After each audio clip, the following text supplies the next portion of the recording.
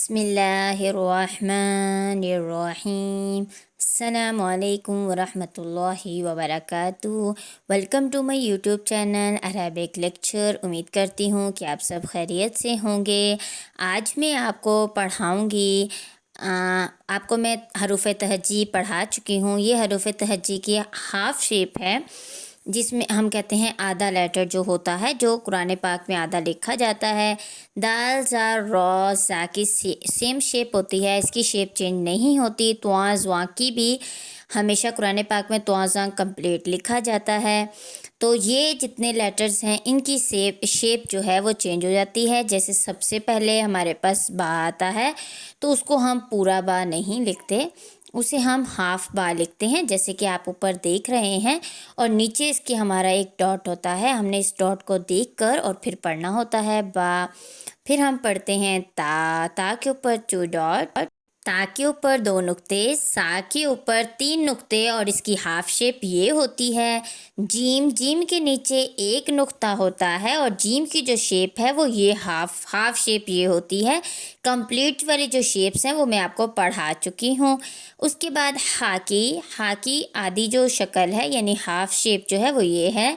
खौ के ऊपर 1 नुक्ता होता है, इससे आपको पहचान हो जाएगी। सीन पर कोई नुक्ता नहीं होता और सीन की आधी शेप ये होती है।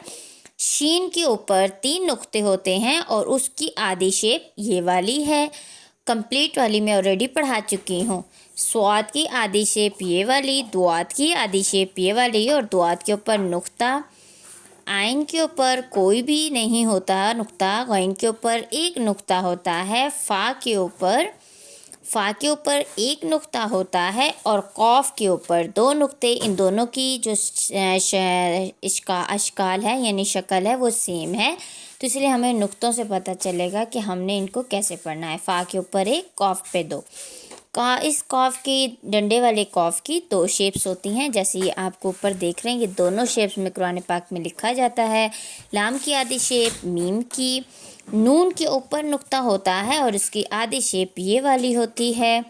उसके बाद आता है हमारे पास हा इस तरह भी लिखा जाता है, लेकिन हा जो है वो सर्कल यानी गोल सा राउंड सा होता है, इसे हम सर्कल कह लें, उसे भी हा कहते हैं। और एक जो होता है वो मैं यहाँ पर लिख रही हूँ, आप देख लें, उसे हम 2 आइज यानी 2 आँखों वाला हा भी कहते हैं। जैसे कि ऊपर मैंने आपके सामने राइट कर दिया है, इस तरह भी हा होता है। और या जो होता है वो इस तरह का होता है, जैसे कि आप नीचे देख रहे हैं। या जब आधी शेप में लिखा जाता है तो उसके नीचे 2 नुक्ते हम डालते हैं। उम्मीद करती हूँ ये लेसन आपको समझ आया होगा। अगर कोई फिर भी डाउट हो तो मेरे कमेंट बॉक्स में आकर मुझसे बताएं, मैं आपके लिए वीडियो एक और बना दूँगी। और इसके अलावा जो मैं हरूफ तहज्जी और पहला लेसन आपको पढ़ा चुकी हूँ, हरूफ मुस्तालिया, नरमी वाले हरूफ, मोटे वाले हरूफ, वो सब मैं आपको आइकन बटन पर भी दे दूँगी और लास्ट स्क्रीन पर दे दूँगी। लाजमी उस वीडियो को देखिएगा और इस वीडियो को लाजमी शेयर कीजिएगा। अगर आपके शेयर से किसी की मिस्टेक दूर होती है तो उसका सवाब आपको और मुझे ज़रूर मिलेगा। मिलेंगे इंशाल्लाह नेक्स्ट वीडियो में। दुआ में याद रखिएगा। अल्लाह हाफ़िज़।